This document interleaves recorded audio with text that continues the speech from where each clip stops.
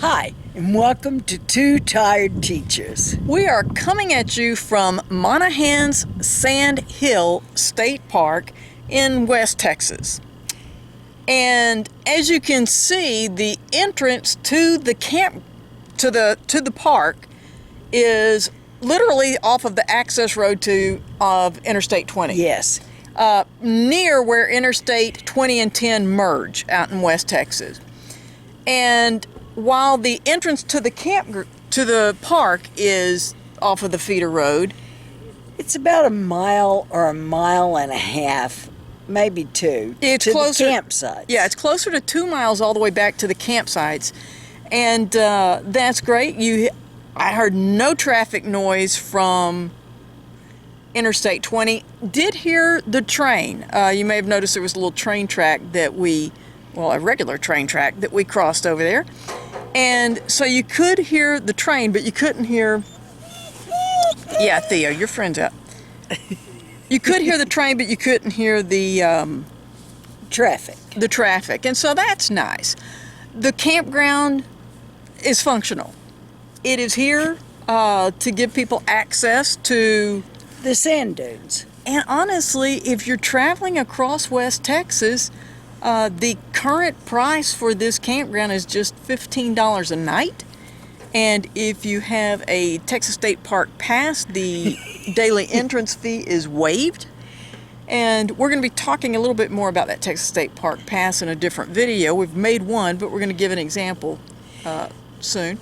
But the second night is half off, so it was only $7.50. Now, I will say that if you are traveling in this area, as you can see from the video, there is no shade anywhere in this park. And so, personally, if I were traveling through West Texas in the summer, I would try and make it to Abilene. There are trees, shade. I would head to somewhere that has shade because it's brutal. It can be really brutal. As a matter of fact, this is March, and it's in the 90s. They set records for this area today, but it's plenty warm today. But it's fun. You'll notice that in the camping area, some of the picnic tables are on what I'm going to call these floating pads so that they stay on top of the sand. And then there are others that were actually anchored down, and you can see the picnic table then has to be elevated to stay on top of that. And we want to talk about the picnic areas because those are really cool. I wish actually those were campsites because they're down there secluded and it's really neat. And so suggest one of the things that you might want to do if you are at this park is go on and pack a picnic and go over to one of the picnic areas because it's just neat. They're set apart. They're by themselves. It's nice. And it's more than just the sand. You actually have the vegetation out there as well. But the Sandhills, this is really kind of cool. It's a great place to do sunrise, sunset. It is a neat, unique park. And I want to talk for a minute about the Sandhills.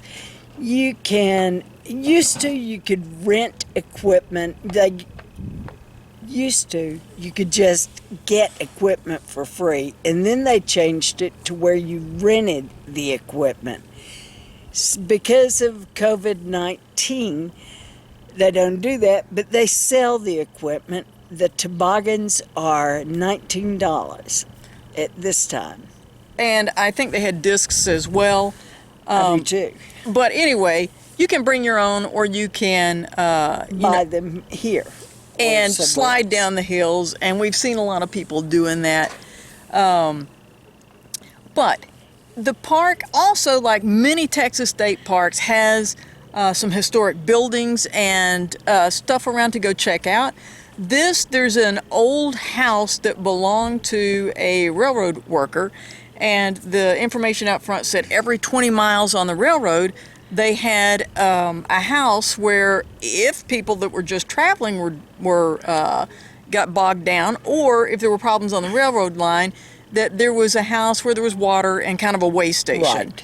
And that house is still here right at the campground. And these days, doesn't it function as a group facility, but all the group facilities are closed, so Yeah, at this time, that's going to open back up.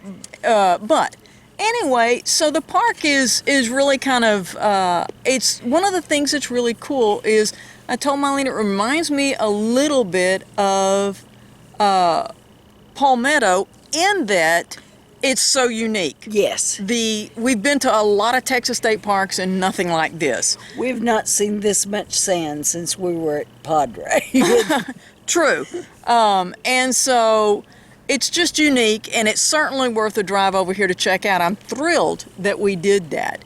But if you're in the area, we did drive into the town of Monahans, and we drove down the old section, and it's the old Bankhead Highway, if you're familiar with the highway that stretches. I know there's part of it in like Weatherford, Mineral Wells area, so, but we drove down that. Yes.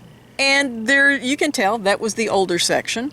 But if you're camping here and you need supplies, there is a Lowe's grocery that would have supplies. And it's the modern part is actually on Interstate 20. Right. And so you might want to check things out on that area.